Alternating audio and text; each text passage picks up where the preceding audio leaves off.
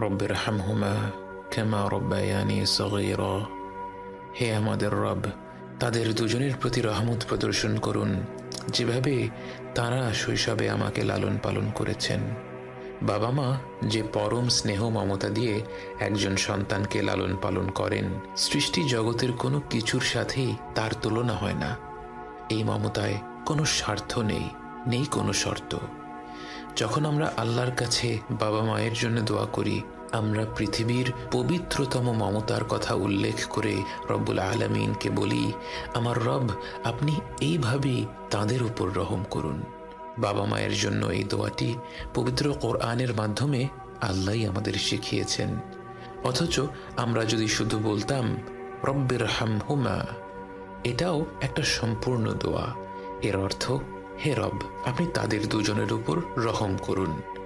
কিন্তু আল্লাহ আমাদের শিখিয়েছেন রব্বিরহামহুমা কামা রব্বায়ানি সগীরা। শৈশবে তারা কতটা স্নেহ মমতা ভরে আমাদের লালন পালন করেছেন, এ কথা উল্লেখ করতে গিয়ে আমাদের মনে পড়ে যায় তাদের অজস্র আত্মত্যাগের কথা। এই পৃথিবীর বুকে আমরা ভূমিষ্ঠ হওয়ার আগে থেকেই বাবা মায়ের আত্মত্যাগ আরম্ভ হয়ে যায়। রাত পেরাতে গর্ভবতী মায়ের ঘুম ভেঙে যায়, যখন তখন প্রচণ্ড ক্ষুধা পায়, শরীর খারাপ হয়, বমি হয়। বাবাকে সর্বদা সতর্ক থাকতে হয়, গর্ভবতী মায়ের যখন যা প্রয়োজন সেটার ব্যবস্থা যেন দ্রুত করে ফেলা যায়। জন্মের পর থেকে বাবা মায়ের সময়সূচি বাচ্চাকে ঘিরেই গড়ে ওঠে।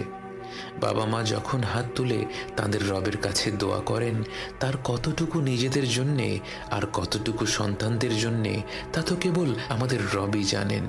এবং তিনি জানেন বলেই আমাদের শিখিয়েছেন রব্বিরহামহুমা কামা রব্বায়ানি সগীরা। এই রব, আপনি তাদের দুজনের উপর রহম করুন, যেভাবে তারা শৈশবে আমাকে লালন পালন করেছেন।